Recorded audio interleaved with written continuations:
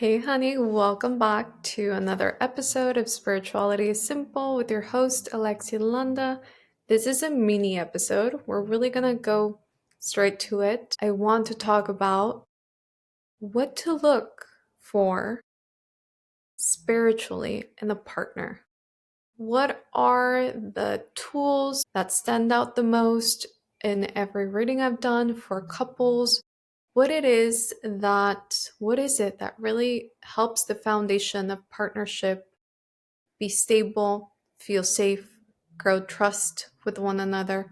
What to look for your partner to truly have, and how to truly build something together. So, this is part one. This will extend, it's a series of four, and we will be talking about it for the next 4 weeks, preparing for Valentine's. Truly, it's connected to even connecting to a relationship with yourself to be able to co create the romantic relationship you want, whether you have a partner or not. If you want to go through an evolution together, this is a huge part of it.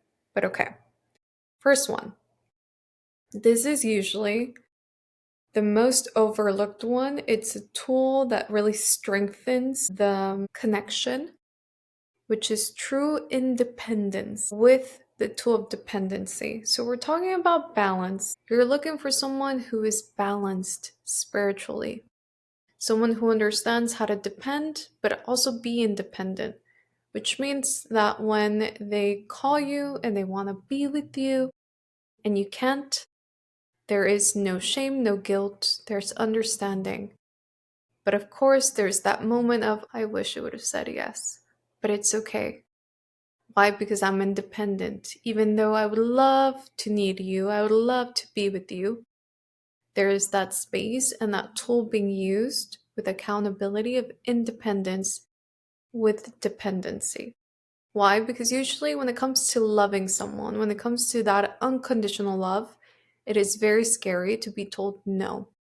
So I see people take the word no into extremes, like, oh my God, Alexia, he said no. And I'm like, wait, let's go back into different into a different type of energy. Let's ground it. Why did he say no? Is he really saying, no, I don't want to spend time with you? Or no, this is what's happening to me right now in this moment? Does he or she need that unconditional love at the moment? How will you use the tool of balance to depend and be independent?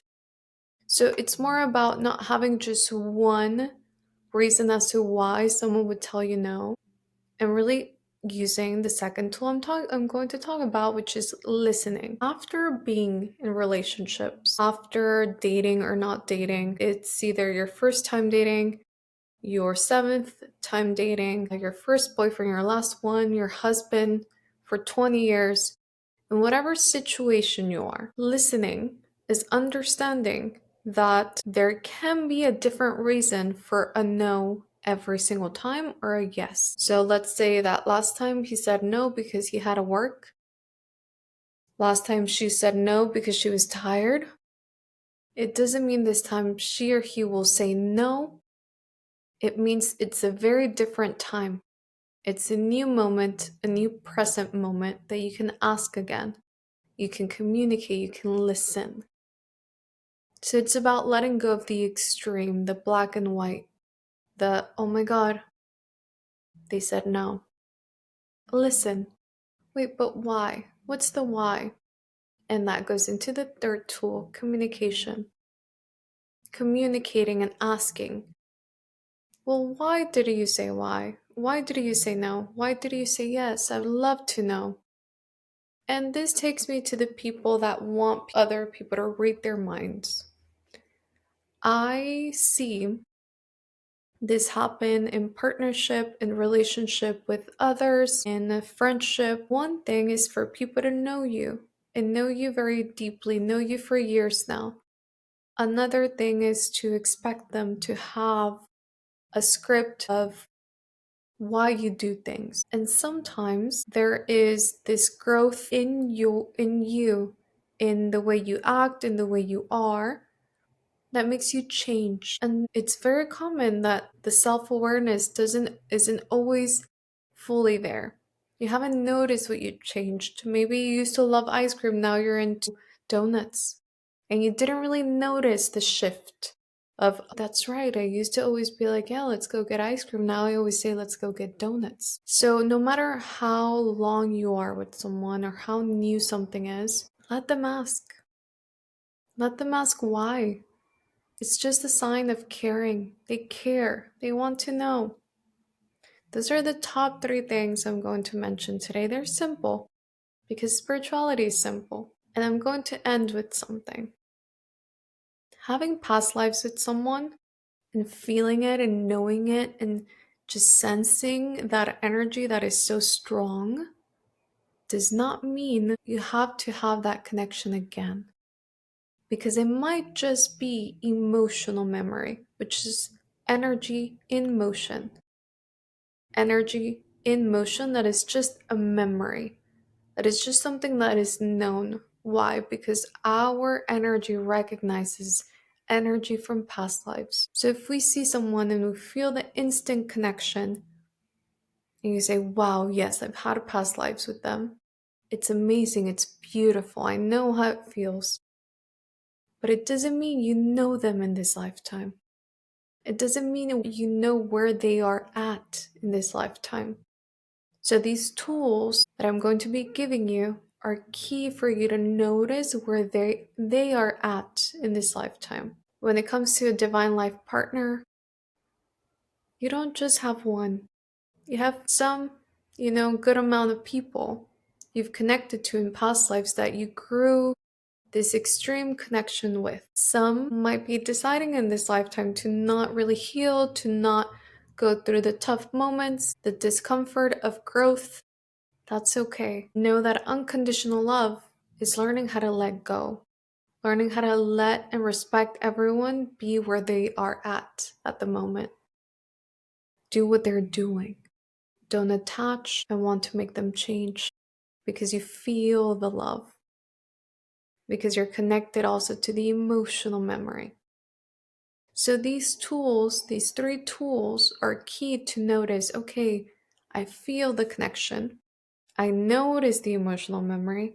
Let me get to know them here and now. Are they interested? Do they know how to listen? Do they want to listen? Because they could know how, but do they choose to? Do they care enough to listen to me? Do they care enough to balance themselves? Yeah, you need me, but right now I can't be there. Can you be my teammate and maybe understand the balance? That's unconditional love. So we're going to be going how to connect spiritually to your partner, whether you're co-creating it, so you're really trying to connect to your person, or you're already there and you have them next to me, next to you, not me, next to yourselves, and you're ready for that growth. You're ready to go through that growth of getting to know each other again, getting to know each other within the change you've made, within the healing if you healed, within the embodiment of new patterns. That's what this is for everyone who really wants to be within that stability of themselves and be able to share it with someone they love. So the homework today is to really sit down and notice, how do I listen to myself then? How do I let myself be in balance? When do I let myself be independent and then be a little dependent? Because I have people who love me. And if I feel like I don't have people who love me, why? Did I push them away? Did I act too tough? I'm too scared to be vulnerable. Am I defining vulnerability as, well, I don't really need anything? Pride is the opposite of courage. The tool of pride takes you a long way, but the tool of courage takes you even further because you let yourself seem vulnerable, which might be seen as weak sometimes, but it's not weakness. It's true strength. So I invite you this week to notice, how do I listen to myself? What do I truly need? How am I independent but then dependent? What is that balance for me? And I'll be back with 3 more tools on how to connect spiritually to your partner, to love, to that true unconditional love where you get to be your fullest self, your highest potential, and the most stable, most balanced, most fulfilled, and happy version of yourself. Thank you again for listening. I will see you and talk to you next week. Bye.